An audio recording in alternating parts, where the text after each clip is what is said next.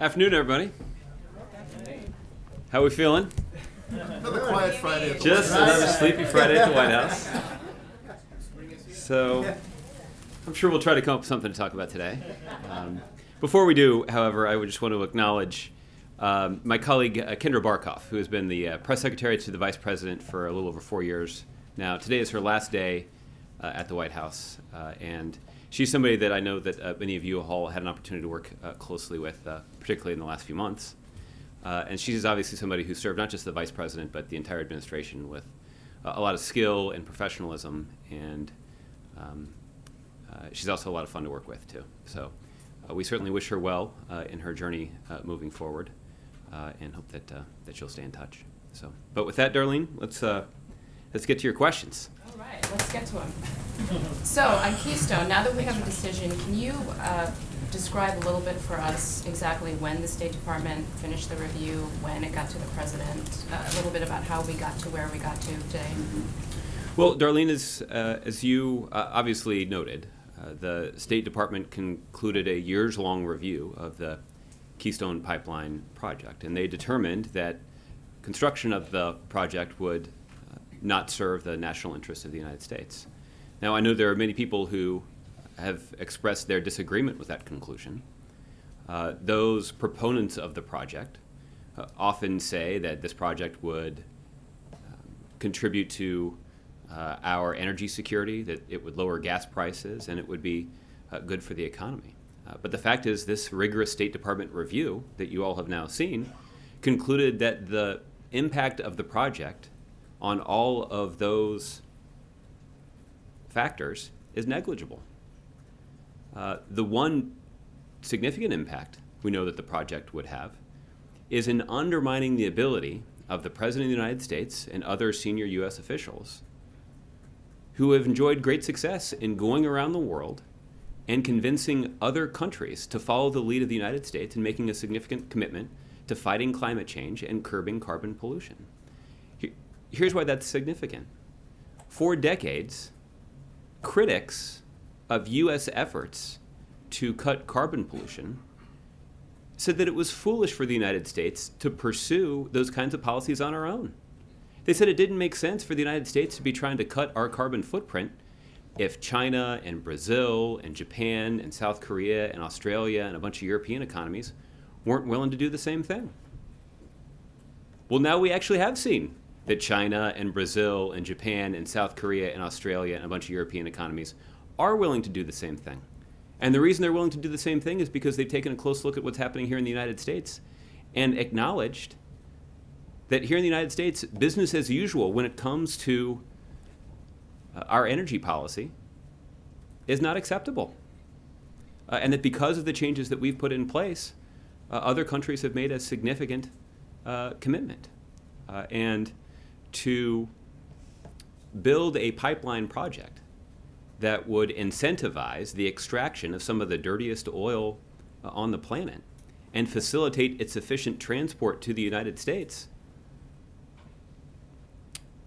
would undermine that case. And that ultimately is the conclusion that was reached by the State Department, and it was the conclusion that the President agreed with. Over the years that the State Department has been considering this project, the White House has received periodic updates, but the President received the final determination from Secretary Kerry this morning in their meeting. In 2013, when the President gave his speech laying out his climate agenda, he said at the time that the litmus test for Keystone would be to reject it if it would significantly increase carbon emissions. Today, he seemed to be railing a lot against how politicized the whole process had become. Did he, in effect, sort of change the standard by which he would have judged that project? He did not, Darlene. In fact, in the very next sentence of that speech, he said the net effects of the pipeline's impact on our climate will be absolutely critical to determining whether this project is allowed to go forward. And the impact of the project, as determined by this rigorous review, is that the impact on things like energy security and gas prices and the U.S. economy were negligible. The most significant impact and the net effect of this project moving forward is to undermine our ability to persuade other countries to follow our lead when it comes to fighting climate change.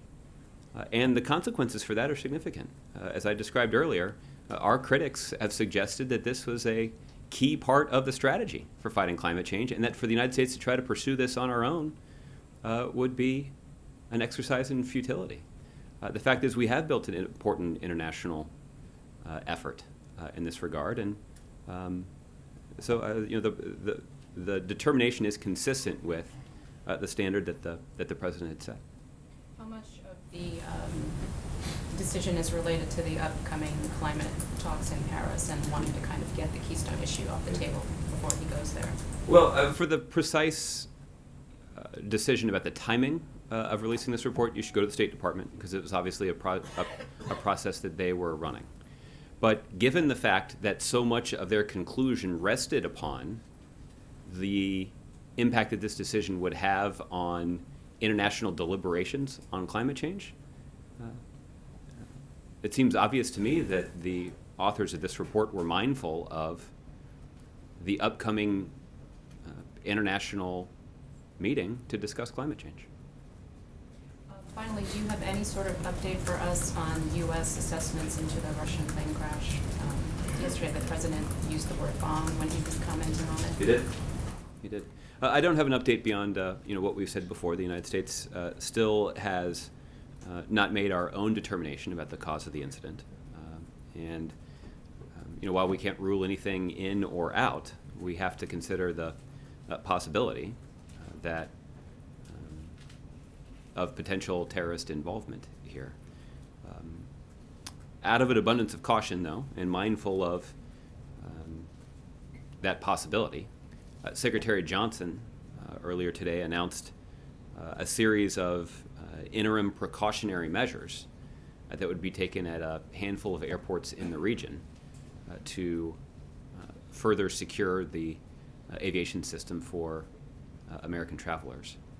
So we're obviously mindful of new information that comes in, and we want to make sure that we communicate as much as possible about what information the U.S. government has learned, and be sure that our national security officials are taking the appropriate steps, given those facts and given those possibilities, to protect the American people. Okay, Jeff. Josh, is the White House concerned about a potential lawsuit from TransCanada about this decision? Well, I'm not aware of what sort of legal standing they may assert in pressing those kinds of claims. So I'm certainly not aware of any plans that they may have, but I suppose you should ask them.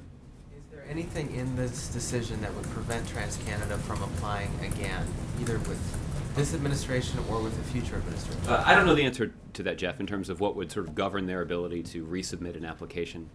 You should check with the State Department about that. The President mentioned his desire to deepen the relationship between the United States and Canada, and said that officials from both sides will be meeting soon. What does that mean exactly? What exactly does he expect those officials to accomplish, and what would you like to see? Well, I don't know that the President necessarily had a specific meeting in mind, but I do think the President continues to be hopeful that the United States and Canada can build on the already strong working relationship we have with them when pursuing the interests of citizens in both of our countries. And I do know that Prime Minister Trudeau did spend more time in the context of his campaign talking about his commitment to taking more aggressive action to confront climate change. And if there's an opportunity for the United States and Canada to deepen our cooperation in that pursuit, we certainly would welcome a conversation on that topic. Does the President plan to meet with the Prime Minister at the G20 or at the Paris Climate Summit? I don't have an update on the President's schedule at this point, but we'll obviously keep you posted. All right. And on one last topic, Reuters is reporting that chemical weapons experts have determined that mustard gas was used in Syria, in a town where Islamic State insurgents were battling another group. Does the White House have a reaction to that, especially after the Syrian government agreed to get rid of its stockpiles of chemical weapons? Jeff, I haven't seen that specific report, but let me see if I can have somebody at the NSC follow up with you on it. Okay. All right. Let's move around. Richard. Thank you, Josh. Prime Minister Trudeau, in his reaction, said he was disappointed, but he acknowledged that the relationship between the United States and Canada is much wider than this project. And he says he's impatient to meet the President in the near future for a new beginning in a spirit of friendship and collaboration. Would you say it's a new beginning? The project is on the side. There's a new Prime Minister. Would you say there's a new beginning in the relationship between the two countries? Mm-hmm. Well, I think that's an apt description. I don't think, when I use that word, it certainly wouldn't be intended to diminish the important relationship that U.S. and Canada enjoyed while Prime Minister Harper was in office. Obviously, Prime Minister Harper had effective working relationships with both President Bush and President Obama. But there is a new Prime Minister in Canada. There's a new government in Canada. And obviously, this project that has gotten so much attention is no longer at the so prominently featured on the agenda. And that may create some additional new opportunities for our two countries to work together. And if those opportunities exist, this administration and certainly this president will not hesitate to seize them. There's a hopeful tone in the Prime Minister's communique that you haven't seen maybe, but do you see this hopefulness? Do you feel it? Sure. Well, the president certainly is optimistic about the kind of continuing cooperation that will be enjoyed by the United States and Canada. And there are a variety of ways in which that cooperation is critically important. Obviously, the United States and Canada have a significant economic relationship. The economies of our two countries are closely intertwined. Obviously, the United States and Canada enjoy significant national security ties and a cooperative relationship that benefits the national security of both of our countries. And if there is an opportunity for us, as I mentioned to Jeff, if there is an opportunity for us to deepen our cooperation in fighting climate change, which based on his campaign rhetoric sounds like something that Prime Minister Trudeau might be open to, we certainly would welcome the opportunity to cooperate on that priority. This conversation this morning was just, again, the second since the Prime Minister has been elected. That's correct. But it was their first opportunity to talk about the Keystone Pipeline project. Thank you very much. By the way, do you know how long it was as a conversation? I don't know how long the conversation lasted, but we can follow up with you on that. Last question. You underlined pretty clearly that this project was undermining and would have undermined, had it been approved, this argument towards other countries in fighting climate change. So would you say that finally this project and this very aspect of the Canadian the relationship with Canada has been sacrificed for, in the hope of helping the present climate change agenda was sacrificed for this? No, I wouldn't describe it that way, primarily because of what we were talking about earlier, that the president continues to be quite optimistic about the health and future prospects of a strong U.S.-Canada relationship. And based on the communique that Prime Minister Trudeau issued, it's apparent that he shares that optimism. And the president and his team are looking forward to getting to work to seize that opportunity. Okay. Cheryl. Can I ask about TPP? This morning, Senator Hatch was at the Chamber of Commerce and made some remarks. He's unhappy with some of the intellectual property provisions in that agreement and suggested that part of the TPP might have to be renegotiated. Is there room for you to renegotiate that agreement? Well, before I answer your question, there is one aspect of this that I want to clarify from yesterday, and this is actually an answer that I gave to Kevin about the process that's underway. And it's confusing, and I got confused, so I want to make sure that it's clear to all of you. There are two clocks that are underway right now in terms of the President's consideration of the agreement that was just made public in the last couple of days. And let me try to describe to you. Under the Trade Promotion Authority legislation that Congress passed, the President is required to allow the text of the agreement to be public for 60 days before he signs it. So that is what I said yesterday. There's another clock, however, which is the 90-day clock that started on the same day, and this is the significance here. It started on the same day because the president submitted his intent to sign the trade agreement. And the the Trade Promotion Authority legislation also requires that the president wait 90 days between informing Congress of his intent to sign it and actually signing the agreement. So it actually will be 90 days from when the text went public, at least 90 days since the text went public, before the president will sign it. So yesterday I said 60 days, and so I apologize for the confusion about that. I think you can see why I was confused. As it relates to the comments of Senator Hatch, no, it would not be wise after 5 years of negotiations with among 12 different countries to try to renegotiate the agreement, particularly considering that the agreement was only reached a month ago.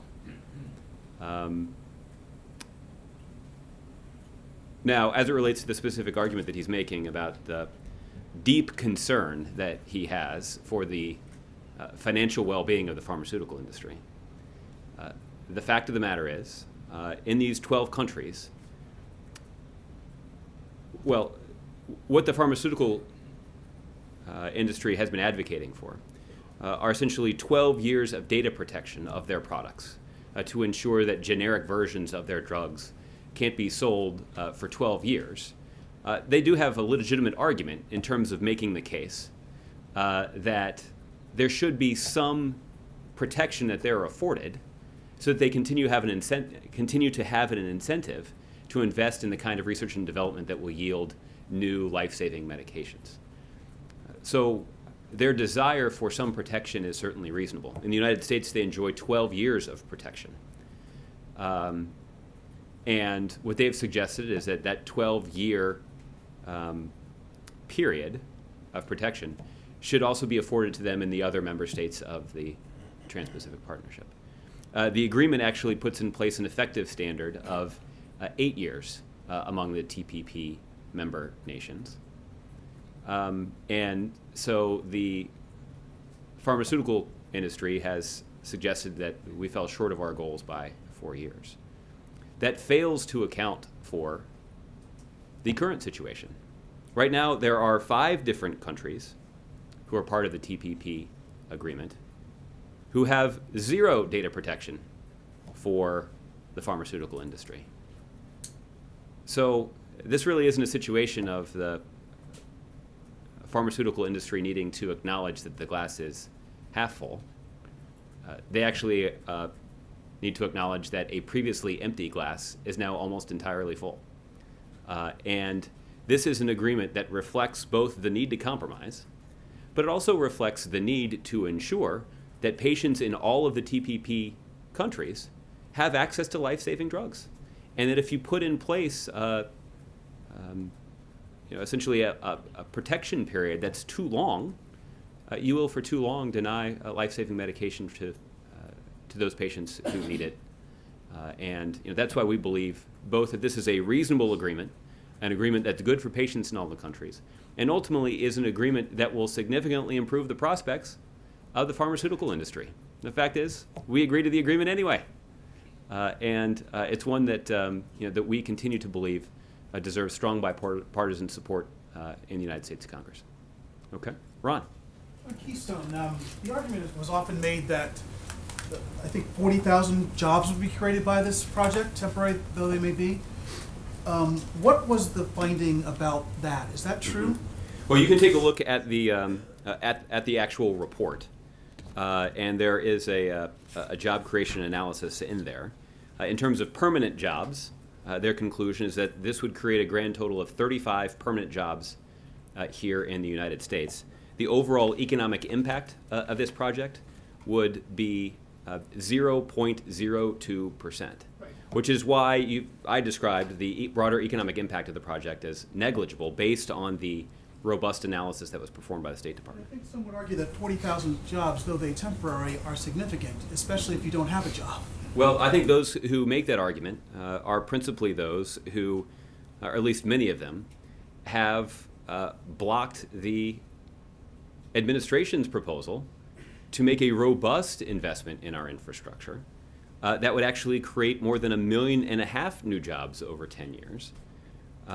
So the fact of the matter is, this is a proposal that is fully paid for. It is a proposal that deserves bipartisan support and makes investments all across the country in infrastructure projects that benefit everybody. So if those who are making that argument are actually interested in working with the administration to create jobs based on investments in infrastructure, I've got a great idea where they can start their efforts, and that's by focusing on the Grow America Act. Why did the president say that there was a possibility there was a bomb on the Russian plate?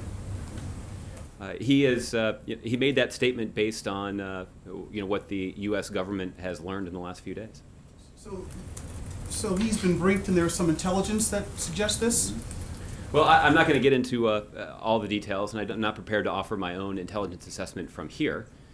But one of the national security priorities that we have tried to adhere to is to share as much information as we can with the American public about these kinds of matters that are relevant to our national security. And as a result of this information, the Department of Homeland Security has taken steps at a handful of airports in the region to improve our security measures to ensure the safety of the American traveling public. But the point is, he said that based on a U.S. assessment, not because of a conversation with a British Prime Minister or something else. So the point is, there is some U.S. assessment information that leads the president to say that there was a possibility of a bomb on the plane. There's information that is known by the U.S. government that led the president to make that statement. And you can't give us any information about where it came from, what it indicates, how. I'm not able to, based on our I think reasonable need to protect sources and methods. And on one other issue, the whole Middle East peace process. What is the president's?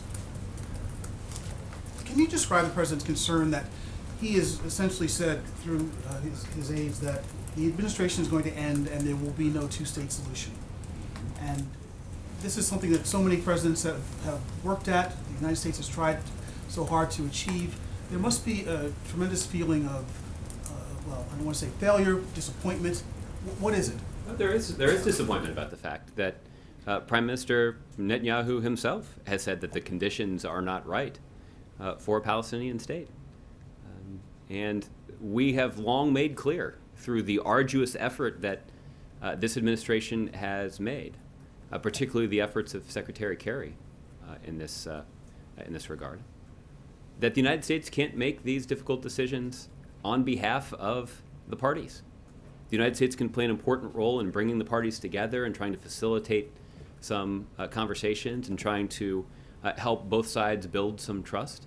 But ultimately, when it comes down to making the difficult decisions, the leaders of the Israeli people and the Palestinian people have to make those decisions. And as long as the Prime Minister of Israel is suggesting that the conditions are not right for a Palestinian state, it's going to be hard to have a two-state solution to the conflict between the two parties if one of the parties is suggesting that the other one can't have a state. Well, but that's the essence of the dispute to some extent. That the Israeli assessment is that not the really, Palestinian Ron. conditions are not there for a Palestinian state. So the U.S. is basing its assessment primarily on what the Israeli Prime Minister's assessment is? Well, we're basing our assessment based on the public comments of the Israeli Prime Minister. The United States can't impose a two-state solution on Israel and the Palestinians. I'm not really sure that would be a smart thing to do, but even if we wanted to, we wouldn't be able to. The fact of the matter is, we've said this for a long time, that the leaders of the Israeli people and the Palestinian people are ultimately going to be responsible for making the difficult decisions that will finally resolve this conflict. And it has been the U.S. policy for quite some time now, a policy that Democratic and Republican administrations have supported to try to bring about a two-state solution. Based on the comments of the Prime Minister of Israel, that seems not likely to occur over the course of the next 15 months. However, that likelihood and that expectation will not in any way color the commitment of this administration to further deepen the unprecedented level of security cooperation between our two countries. What is the U.S. doing on the Palestinian side? Well, I know that Secretary Kerry, over the last couple of months, since there's been some more turmoil in the region, has been in touch with Palestinian leaders. But for more details on that, I'd refer you to the State Department. Okay. Kevin. Thanks, Josh. On Gitmo, I asked earlier if there was a move at foot to reduce to below 100 the number of detainees that would be held at the prison before year's end. You weren't certain at the time. Has that changed at all? And is it the president's intention, from the numbers that you gave yesterday, I believe it was 56, if I'm not mistaken, that were eligible for transfer. Is it the president's intention to have those detainees transferred? Well, it's 53 is the number that have been approved for transfer. And yes, it's our desire to reach arrangements with countries around the globe to safely transfer those individuals into conditions in which their ability to threaten the national security of the United States has been effectively mitigated. And this is something that the Department of Defense and the State Department in particular are hard at work on. And our goal is not to get the population at the prison at Guantanamo Bay below 100. Our goal is to get that prison population to 0. And I would note that as of today, there's actually a new letter that I would commend to your attention that was signed by 28 retired generals and admirals who called for the closing of the prison at Guantanamo Bay and described it as a national security imperative. So I think that should be a pretty clear indication. I was asked the question yesterday about Speaker Ryan's disagreement with the administration about the need to close the prison at Guantanamo Bay, and I pointed out that Speaker Ryan wasn't just disagreeing with President Obama, he was also disagreeing with President Bush and 5 secretaries of state who served presidents dating all the way back to President Nixon. I think it's also relevant to point out that Speaker Ryan is also disagreeing with 28 retired generals and admirals who know a little something about what it takes to protect the country. When I mentioned that number 100, I was speaking to by year's end. I probably didn't make that clear. Is it the president's intention to have some of those transferees, those detainees, transferred again before the end of this year? I believe that it's possible that there would be some additional transfers that would take place before the end of the year. But there's obviously a long process that's in place, including one that is prolonged based on congressional mandate that requires Congress to be informed 30 days before one of these transfers can move forward. So that certainly, as I mentioned earlier, slows down the process, and Congress has been quite interested in slowing down the process when, in fact, we would like to work with them to make that process more efficient. They've declined to do that thus far, but to more directly answer your question, I would anticipate that there will be additional transfers before year end. A couple more. First on Keystone, you mentioned, or the president mentioned today, that gasoline prices, frankly, have already fallen in the years-long review. Is it the administration's contention that they wouldn't fall farther had this pipeline been approved? That is the conclusion of the report, that the impact on gas prices in the United States is negligible. Okay. Last, I want to ask you about Kate's Law. You have had a chance to chat about this previously. Senator Cruz has introduced a bill that would require a 5-year minimum mandatory sentence for convicted illegal immigrants who committed felonies and then were deported and then returned. Is there any reason the president wouldn't back something like that for the interest and safety of the American people? I think there are a lot of good reasons not to back legislation that Senator Cruz has put forward. But I haven't looked, to be fair to him, I haven't looked at the proposal that he's put forward, but we'll take a look at it and we'll let you know. Okay. Broadly speaking, though, the idea that if you're convicted of a felony and you're deported and then you come back and commit a crime, does that not sound like a good reason to have somebody like that locked up? Well, Kevin, in fact, the administrative actions that this administration has pursued to enhance accountability for our broken immigration system is actually to make sure that our enforcement efforts are focused on felons. Right now, the policy that Senator Cruz has exacerbated by opposing comprehensive immigration reform actually bring us to the closest thing that we have to amnesty. And if we actually want to be focused on enforcement and border security and on making sure that our communities are safe and that our efforts are focused on felons and not on families, then you wouldn't just be a strong supporter of the executive actions that this president has instituted. You'd be a strong supporter of the comprehensive immigration bill that passed the United States Senate with strong bipartisan support a year or two ago. Okay, John. Just a quick follow-up on Gitmo first. Mhm. That was obviously one of the first things the president, top of his priority list when he first got into the White House. That's right. What's the current thinking on the ability to keep that promise, given the Republicans' control of Congress and their, steadfast opposition to closing it? Is it still? Do you still, at this point, at this late date, see it as possible this president will leave office having closed Guantanamo? Absolutely, it's still possible, and it's still something that we are working very hard to accomplish. The president agrees with these 28 retired generals and admirals that this is a national security imperative, one that the president identified, frankly, before he was elected to this office. And the president's determined to, despite the significant congressional obstacles that have been erected, is determined to accomplish this goal. Will he need congressional approval to do it? Is there a way to do it without Congress voting affirmatively to Well, do it? it's certainly going to be easier if we can get Congress to cooperate in that effort. Understood, but is it possible to do it without congressional approval? Well, I haven't conducted my own review of the authority that's available to the president, You've been but kicking around this issue for a long time. Yeah. What's your? well, I mean, our preference is that we would like to work with Congress to try to get this done. It And sounds like you're saying it's possible to do it without congressional I approval. certainly wouldn't take off the table the ability of the president to use whatever authority is available to him to try to move closer to accomplishing this goal. I don't say that with any specific action in mind. I just say it to illustrate to you the determination that the president feels to try to get this done. Okay, and then on the Russian plane, Vladimir Putin, of course, has suspended Russian flights to Egypt while they try to determine what exactly happened. He says he made that decision in consultation with Russian intelligence. Is there any consideration of a similar move here? At this point, no. At this point, the safety precautions that we believe are necessary are being implemented based on a decision that was announced by Secretary Johnson earlier today to put in place some interim precautionary measures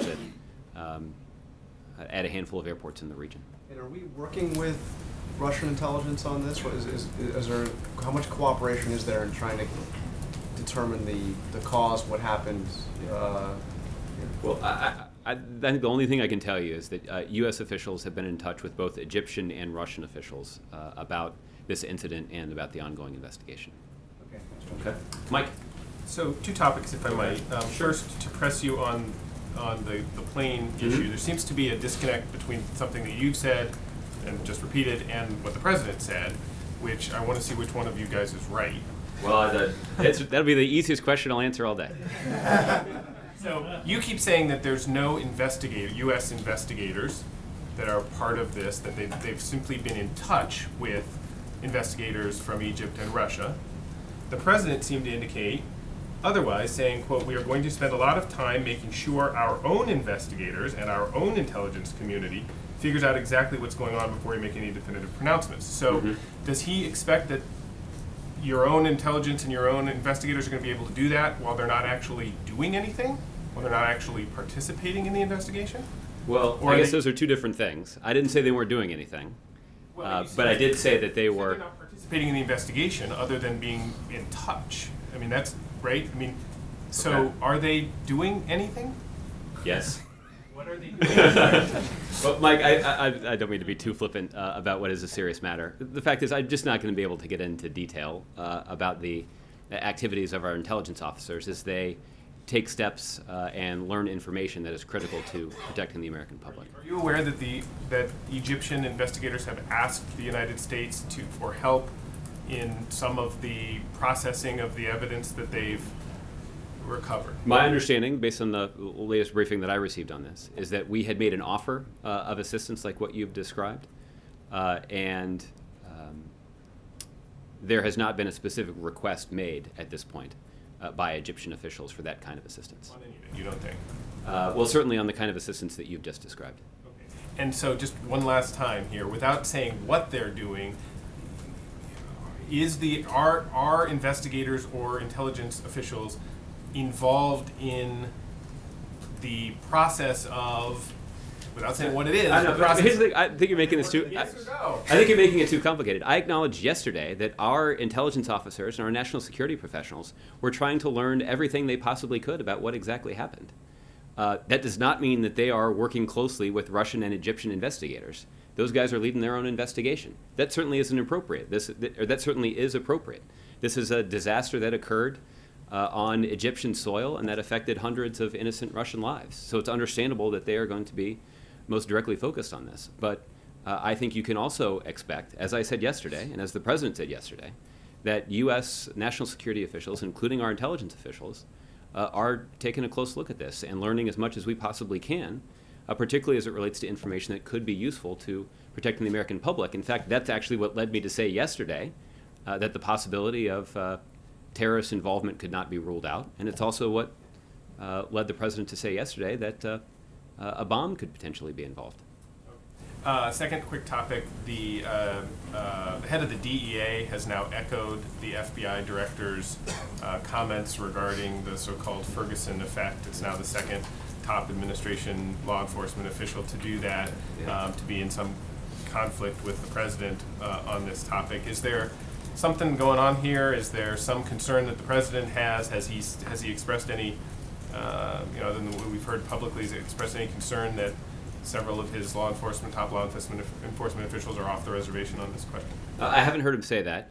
I mean, Mr. Rosenberg, as you pointed out, is the second administration official to make that kind of claim without any evidence. And the fact is the evidence does not support the claim that somehow our law enforcement officers all across the country are shirking their duties and failing to fulfill their responsibility to serve and protect the communities to which they're assigned. So, I guess you'd have to ask him exactly what point he's trying to make.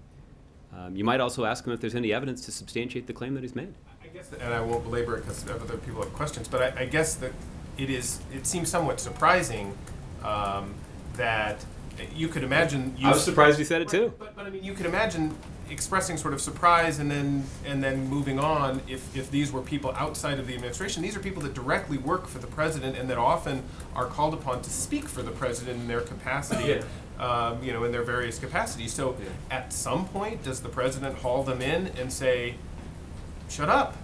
Well, or whatever. Right. Well, first of all, they're independent law enforcement officers, and so that changes the nature of their relationship. Yes, they're appointed by the president, but in the course, in terms of their prosecution of cases and that kind of thing, but they're part of the administration. He appointed them. No doubt. And so, at what point does he say? I mean, it doesn't. Well, I think your newspaper reported that the president had the opportunity to meet with the FBI director last week, where they talked about these issues, and as I relayed to you. I'm not going to get into the details of their conversation, but the president is certainly counting on Director Comey to play an important role in the ongoing public debate about criminal justice reform, about strengthening the relationship between law enforcement officers and the communities they're sworn to serve and protect, but also to engage in debates around encryption. That there is a broader consideration that policymakers in this country have to make about balancing the national security and safety of the American people with the need to protect the civil liberties of the American people. And Director Comey is somebody who brings a lot of experience to that debate, and the president is certainly counting on his participation in those deliberations. These are difficult issues. Director Comey is wrestling with them, and I would anticipate that the president will continue to consult with him as the administration works through policy solutions to these significant challenges. He still has full confidence in both of them. Absolutely. Jim?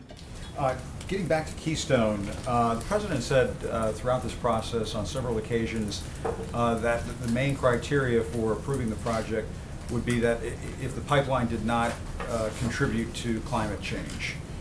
And during some comments made by some senior administration officials this morning, State Department officials this morning, and I think not just this morning, but in the latest environmental assessments of the pipeline, it was stated that the project would not have an overall effect on emissions.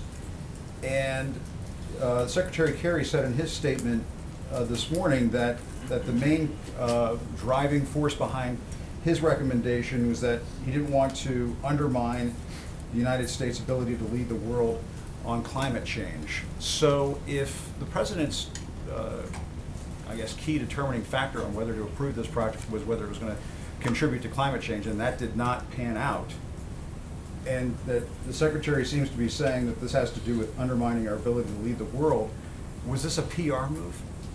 No, it was not, Jim, and I differ explain with some of these? Yeah, I do. I differ with the premise of your question. I noted in an earlier exchange that in the president's speech that he delivered at Georgetown, he said that the net effects of the pipeline's impact on our climate will absolutely be critical to determining whether this project is allowed to go forward. And the net effect of this project is not a substantial impact on gas prices or energy security or the U.S. economy or even a direct impact on climate change. But the net effect is actually that it undermines the ability of the United States to continue to lead the international community to respond to this urgent challenge. And even the sharpest critics of climate change policy in the past have acknowledged that the United States can't go this one alone, that we're going to need to persuade other countries, to use our influence around the world to persuade other countries to take important steps to reduce carbon pollution. So I think that's how I would answer your question, and that's why the... That was not the stated criteria all along through this process. It is the stated criteria that the president, when the president delivered a major environmental speech at Georgetown. He said it was whether the project would contribute to climate change. And the determination of the State Department is that the pipeline would not have contributed to climate change. So I'll read you another quote, Jim, just because I came prepared here. As a You policy... must have thought that this question might come. I did. As a policy matter, my government believes that we should judge this pipeline based on whether or not it accelerates climate change or whether it helps the American people with their energy costs and their gas prices. The impact on energy costs and their gas prices is negligible, according to this report. And the fact is, it would make it more difficult for the U.S. government to succeed in fighting the causes of climate change because it undermines our ability to persuade other countries around the world to join our effort. So again, the president laid this out. The president never said that the key determining factor was whether the project would contribute to climate change. I've never heard the president say that direct quote.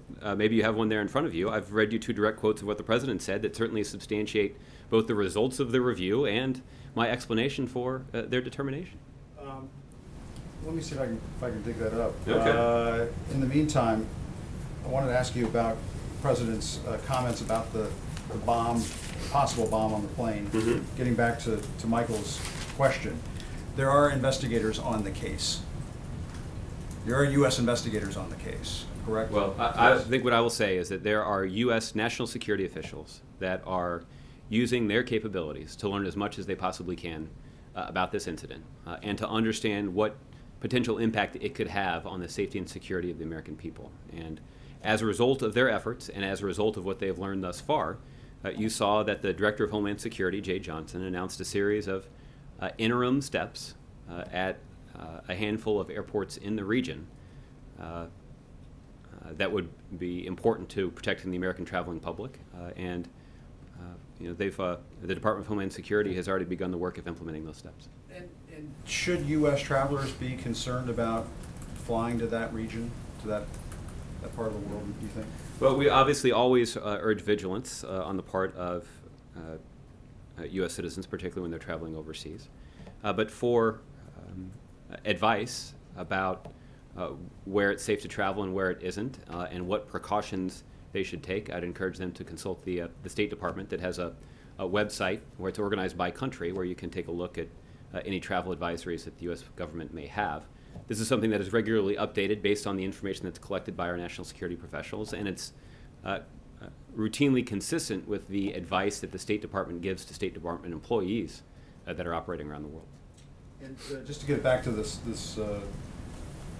comment that the president made, I mean, I'm just going through the Google here as we're talking. Okay. And he said on Colbert last year, we've got to make sure that it's not adding to the problem of carbon and climate change. It could create a couple of thousand potential jobs in the initial construction, but we've got to measure that against whether or not it's going to contribute to an overall warming of the planet that could be disastrous. Mm-hmm. I'm just wondering for the last, so Yeah. you're saying that there's obviously going to be a document transcript of this briefing. You're saying that the president did not make that the stated goal of this process of determining whether or not to approve. Read the last sentence again. We've got to measure that against whether or not it's going to contribute to an overall warming of the planet that could be disastrous. Yeah. And so we are engaged in an international effort to build a policy response that reduces carbon pollution and fights climate change. And that's not something that the United States can do alone. If those are policies that we only implement in the United States, it will not have the desired effect of preventing a warming planet. The only way that we're going to succeed on this, and this is something that our harshest critics themselves regularly acknowledge, is the only way we're going to be successful is if we can get the rest of the international community, including the largest economies of the world, to go along with us. And that's the construction of this pipeline would undermine that effort. Okay? Sarah. Thanks, Josh. On Keystone, the president has consistently criticized both sides for overhyping the significance of the pipeline. But as we've just been discussing, it has now been rejected because of the symbolism of it. And so those two things seem a little hard to reconcile, that on the one hand it's overblown, but it's also symbolically crucial. Does the president see both of those things as being the case? Well, I think, Sarah, the point that the president has tried to make is that we have heard outsized claims from advocates on both sides of this issue, frankly, about the true impact of this pipeline. And the State Department spent years reviewing this project to try to determine the true impact. The fact is, despite the claims of advocates of the pipeline, it wouldn't have much of an impact at all on gas prices. It wouldn't have much of an impact at all on energy security. And the impact on the broader U.S. economy is 0.02% when it comes to GDP. So, that's one side. There are some on the side of those who oppose the pipeline who said that the pipeline itself would contribute significantly to climate change. And again, based on the careful review that was done at the State Department, there's reason to doubt that too. But what there's not reason to doubt, and what the diplomatic experts at the State Department have concluded, is that the ability of U.S. officials to make the case to other countries around the world that they can't just continue to pursue business as usual and need to actually implement policy changes that will reduce carbon pollution would be undermined if the United States was just going to pursue business as usual. Look, this goes back to a basic tenet of this presidency. The president's campaign slogan in 2007 and 2008 wasn't "stay the course." It was "change you can believe in." And that's part of what this is about. One of the reasons that we have been able to make so much progress in just the last few years is because of our willingness to implement change. So we've made tremendous progress in investing in renewable energy. If we just sort of stayed the course and looked to develop additional sources of oil and gas in the United States and around the world, that would have been one option. But by investing in renewable energy, we're in a place where we have tripled the amount of energy that's being produced in the United States by the wind, and increased the amount of energy that's being produced by the sun 20-fold just since this president took office. The same is true when it comes to energy efficiency. The president has made a series of important commitments to energy efficiency, both in terms of fuel standards for cars and trucks, but also when it comes to energy standards that are in place for home appliances and even for buildings. And because of that commitment to efficiency, last year in 2014, the United States actually used less oil and gas than we did as a country in 2008, despite the fact that our economy has grown in that period of time. Those kinds of investments are worthwhile and would not have been possible had the president not been willing to institute some changes. I'll close by saying this is not unique to the energy sector. there's been a willingness to take on special interests when it comes to Wall Street reform. And we now have a financial system that is more stable, and never again will taxpayers be on the hook for bailing out a big bank because of risky bets that they've made. The president got a lot of criticism from the cable companies for weighing in on the net neutrality debate. But ultimately the president was speaking his mind, and that willingness to roil the special interests with the goal of trying to advance the president's agenda is frankly the central premise of his presidency. So a follow-up to that, and then one other. If Shell hadn't pulled out of the Arctic, would the decision to approve Arctic drilling have been symbolically problematic in the same way that approving Keystone would have been? Mm-hmm. Well, the fact is that the well that Shell was drilling in the Arctic earlier this year was actually a lease that was acquired by Shell under the Bush administration. And this administration recently announced steps to cancel lease sales in the Arctic in 2016 and 2017. So, again, I think our policy as it relates to the Arctic is entirely consistent with the decision that was announced today.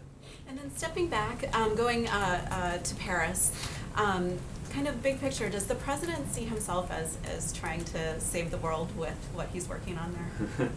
Well, I think what the president sees himself trying to do is to continue to mobilize the international community to respond to the urgent threat that is posed by climate change. And I think this is one of those situations where the unique role of the United States in the international community comes into play.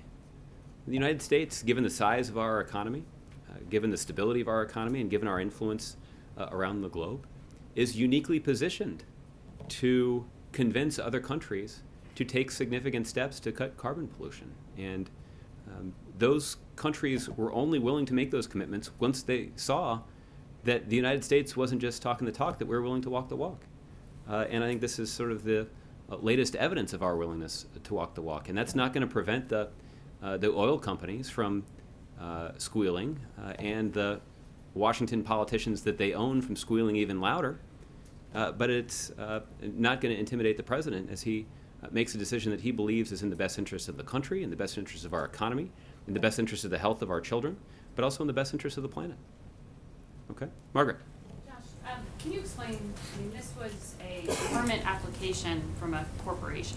Why did the president feel compelled to come out and speak to cameras? Mm-hmm. Well, I think all of you had the expectation that that's what he would probably do. And given the law that's on the books for consideration of these kinds of projects, it's presidential authority that's used to determine whether or not these projects move forward. Now, there's an executive order in place that delegates that authority to the State Department, but given the intense scrutiny and the frequency with which he'd both discussed and been asked about this project in the past, it made sense that he would be involved in announcing the decision.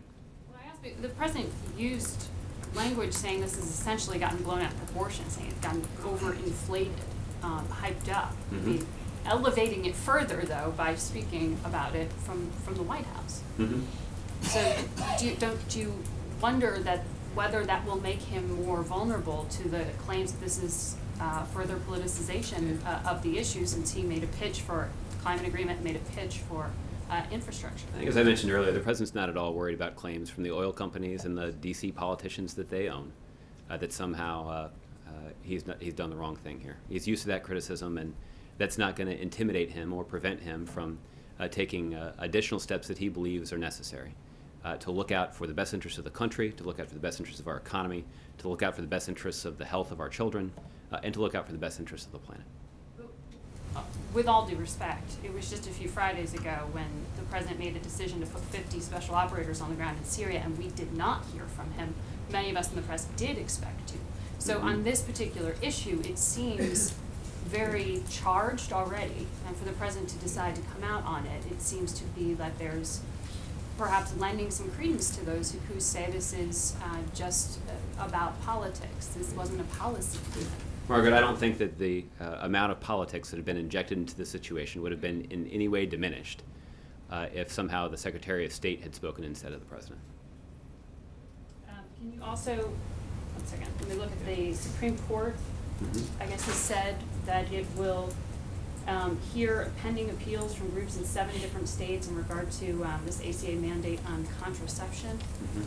Can you tell us your reaction to Yeah, that? we continue to have confidence in the power of the legal argument that we've made at the circuit court level, that the policy that we have in place appropriately balances the need for millions of Americans to have access to birth control, while also protecting the right of religious freedom that is protected in our Constitution. And we have confidence in the power of those arguments based on our own consideration of the arguments, but also based on the fact that there are 7 appeals court judges that actually have sided with us and ruled in favor of the administration that the policy that we have in place appropriately strikes that balance. So obviously the Supreme Court will have an opportunity to consider the merits of this argument as well, but given the track record of our success in making this argument through the court system, we've got confidence in the argument that we'll be able to make before the Supreme Court.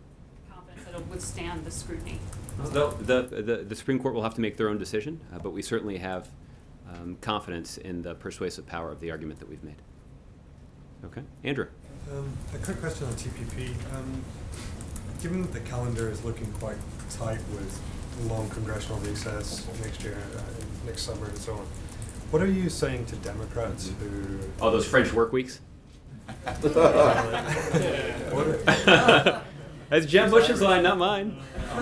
What are you saying to Democrats who would rather vote on this during a lame duck session towards the end of the year? Our view is that there's no reason that Congress should wait more than a year to consider an agreement that was made public yesterday. There is ample time based on the process that is codified in the Trade Promotion Authority legislation for the public to consider the details of this agreement and for members of Congress to consider the details of this agreement. And we hope that they will obviously follow the guidelines of the law and carefully consider the details of the agreement. I noted earlier that some people referred to Trade Promotion Authority legislation as fast-track legislation, but a 90-day period before the president can sign an agreement that he has already acknowledged that he intends to sign, I think would be an indication that Congress's definition of fast is a little bit different than most people's. So the point is there will be ample opportunity for the American public to consider this agreement, and ample opportunity for members of Congress to consider the details of the agreement, and for Congress to pass the agreement in less than a year. Just on the, going back to aviation security measures you mentioned a couple of times, I wonder if you can perhaps provide some clarity on what we're talking about. Secretary Johnson didn't give too many details as I understand it. I mean, where are we talking about? How long are they going to be in place? Are TSA people going to be deployed to the region? What is this, sorry, deployed sent, I should say. Let me say, there are a few details I can give you on this. We're talking about fewer than 10 airports, all of which are in the region. The kinds of measures that Secretary Johnson has ordered are things like expanded screening that's applied to items that are taken on board the aircraft. The precautionary measures also include updated airport assessments that are conducted in conjunction with international partners. There are other forms of assistance that the United States can provide to airport authorities that can be useful in better securing those facilities. But the details of that kind of assistance is not something that I can discuss from here. I can tell you that these steps are being taken in airport facilities where the United States already has a cooperative relationship with the airport authorities.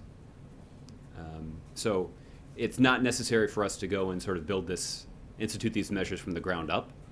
We can enhance the measures that are already in place to ensure the safety of Americans who may be traveling overseas. Final question. Why was this decision taken now? I mean, quite apart from the fact of what happened to the aircraft, I mean, has there been a revised assessment of the capability of actors in the region, which has prompted this, for example? Well, I think, Andrew, this is obviously happening quite quickly. And this is a specific reaction to the information that we've learned about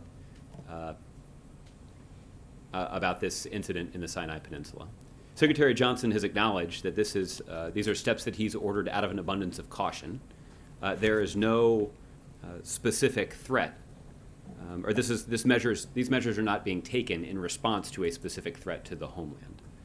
But it is the prudent exercise of an abundance of caution, given the information that U.S. Officials have learned about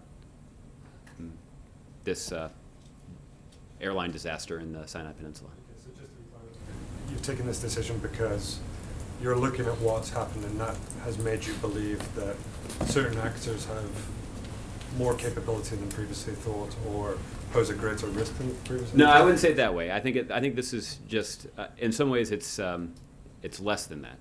This is just a prudent response and the exercise of an abundance of caution based on information that has been learned about this possible terrorist attack in the Sinai Peninsula.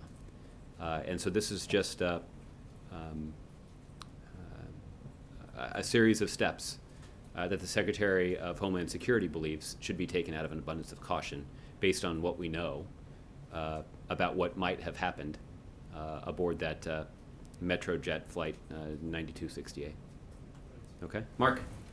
Josh, on the John Kerry meeting this morning, did President Obama know in advance the decision that Secretary Kerry came to tell him about? Well, Mark, the State Department has obviously been conducting this review for a number of years now, and the White House has received periodic updates on that process. And the President has typically been briefed about those periodic updates. So the first time that the President had the opportunity to consider the final determination by the Secretary of State was this morning in his meeting with him. But based on the periodic updates that the White House has received over the years, I don't believe that the President was at all surprised by the outcome. Well, does that mean the fix was in for President Obama to embrace Kerry's decision? No, it does not. It means that the State Department did as they should, which is, based on long-established precedent, conducted a thoughtful and rigorous review of this particular infrastructure project. They made a determination based on their conclusions about the national interest. The President was regularly updated on the progress of that review, and that's why the President wasn't surprised by the outcome. But didn't he need more than an hour to decide whether to embrace the decision from State? Again, based on the periodic updates that had been received, I think the President had a good idea about the direction that this was headed. Have you got any reaction to the response from Speaker Ryan, who not only called the decision sickening, but he said that it goes against a bipartisan majority in Congress and the will of the American people? Well, at least the reference to the word sickening, I think, is Exhibit A in the case that I would make to you, that people are overinflating, to use the President's words, the significance of this report. But look, there's no denying that many members of Congress, including some Democrats, don't agree with the President on this. But the President and his team have obviously thought about this for quite some time. The State Department carefully considered it. And given the President, the responsibility that the President feels for continuing to lead the international community to take steps to fight climate change, the President believes that this is the right call. All right. Angela. Thanks, Josh. Following up on Andrew's question, if you can drill down a little bit, you said these are airports in the region where the DHS measures apply. Are you talking North Africa, Middle East? How would you more narrowly define region? I probably wouldn't more narrowly define it than by describing it as the region in which the Sinai Peninsula is located. And then back to pipelines. Keystone was not the only pipeline application in the waiting and approval through the process you described via the president. There's also the Enbridge Alberta Clipper pipeline. Can we read anything into where that decision is going to go based on the arguments and conclusions announced today? Maybe Exhibit B, that the decision around the Keystone pipeline has been overhyped. I can say that I can't recall ever having heard of the pipeline whose name you just recited. So I don't know whether or not there is an ongoing process or not to consider that project. If there is, I'm confident that it will be evaluated consistent with the kinds of standards that are described by the law. You do rightfully point out that there are thousands of miles of pipeline that have been built inside the United States since President Obama took office. In fact, the southern segment of the Keystone pipeline was built in the last couple of years while President Obama has been in office. So the argument that we're making here is very specific, but it is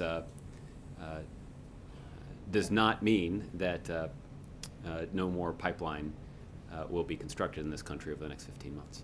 And then lastly, opponents of the Keystone decision say that this will lead to more oil on rail, and of course the administration has acknowledged that that is likely a fact. There have been safety problems with oil on rail, and the president recently signed legislation that will delay a safety component for railroads to comply with. How does the president view that effect of the Keystone decision? Is it something that concerns him? Well, what you described as a fact is actually the source of significant doubt based on the analysis that was done by the State Department. The State Department said that the exploitation of those resources in Western Canada would likely only be economically feasible if the price of oil was between $65 and $75 a barrel. That's the way that the project could be economically justified. And the fact is, right now you can buy a barrel of oil for less than $50. And the longer term, at least the near and mid-term projections for the price of oil continue to foresee prices at or around that level. So there's significant doubt about whether or not this moves forward. That being said, I think the president's commitment to the safe transport of materials like oil is significant. And I know that there was recent regulatory action around improving the safety of some of the rail cars that are used to transport oil within the United States. And that's consistent with the priority that the president and his broader administration have placed on rail safety. Okay. Let's see. Fred, I'll give you the last one. Thanks, John. Yeah, a couple things. First is that today there was a report that from a FOIA that showed Hillary Clinton did sign an NDA agreement when she first became Secretary of State, acknowledging that it was her based on her training that she received, determination to know what is and is not classified. Do you think that undermines her assertion that nothing was marked classified? No, because I believe that investigators have found that nothing was marked classified. She's supposed to know based on what she had signed, the NDA agreement. I can't speak to any documents that she may have signed. You can check with the State Department on that, but I don't think there's anything that undermines her argument, because the facts that have been learned about this matter actually substantiate the argument that she's been making for a number of months now. And on the other issue, and this has actually come up on the presidential race a little bit with Chris Christie, Jeb Bush, talking about addiction issues. And also, going back a week ago, we had the release of about 6,000 prisoners. There have been some law enforcement groups that objected to that release. What they've cited is that there's an increase in opioids, an increase in heroin sales, and that they have a lot of fears that putting some of those people back into society, that they will return to that. Do you think that would be a concern at a time when we do have this opioid and heroin crisis? Well, Fred, the president has had the opportunity to speak on a number of occasions now about the need for our society to confront the challenges posed by those who have an addiction to opioids and to heroin. And this is a problem that is plaguing communities large and small all across the country. And the president did what I thought was a quite powerful event in West Virginia, talking about how communities in that state have been significantly and negatively affected by the presence of opioids. And there are a number of steps that can be taken, some of them law enforcement, but many of them not, that can try to address this problem. And as it relates to formerly incarcerated individuals, the president had the opportunity just earlier this week to travel to Newark to take a look at some community-based programs that are doing some really important work to help individuals who are being released from prison successfully reintegrate into society. And some of the assistance that is offered is substance abuse treatment. And there are a number of facilities across the country where inmates can try to be treated for those kinds of addictions even while they're behind bars. Those are the kinds of things that our society is going to have to think broadly about as we confront this significant challenge. Okay? I'll do a week ahead and then let you all get started on your weekend. On Monday, the president will host Israeli Prime Minister Benjamin Netanyahu at the White House. The president looks forward to discussing with the prime minister regional security issues, including implementation of the Joint Comprehensive Plan of Action to peacefully and verifiably prevent Iran from acquiring a nuclear weapon and countering Tehran's destabilizing activities. The president also looks forward to discussing Israel's relations with the Palestinians, the situation in the Gaza Strip and the West Bank, and the need for the genuine advancement of a two-state solution. Prime Minister Netanyahu's visit is a demonstration of the deep and enduring bonds between the United States and Israel, as well as the unprecedented security cooperation, including our close consultations to further enhance Israel's security. On Monday evening, the president will deliver remarks at an Organizing for Action event, and then will deliver remarks and answer questions at an Organizing for Action dinner. On Tuesday, the president will attend meetings at the White House. On Wednesday, the president will host a breakfast to honor veterans and their families on Veterans Day. The vice president will also attend, and afterward, the president will visit Arlington National Cemetery to participate in a wreath-laying ceremony and deliver remarks. On Thursday, the president will award Captain Florent A. Groberg, U.S. Army retired, the Medal of Honor for Conspicuous Gallantry. That event will take place in the East Room. On Friday, the president will attend meetings at the White House, and on Saturday, the president will depart for Turkey, the Philippines, and Malaysia for his week-long trip to attend the G20 at Turkey and a handful of multilateral meetings in Asia. So next week should be interesting. Francesca, do you have a last thing? Go ahead. Okay. On Monday, it didn't sound like there's going to be a joint press conference. Am I understanding that correctly? I do not believe there will be a news conference on Monday. There will be an opportunity for you to hear from both leaders while Prime Minister Netanyahu is here, but not a news conference. Do you know, are you able to say why there won't be a news conference? I'm not able to say why, but we can look into it for you. Okay. Thanks, guys.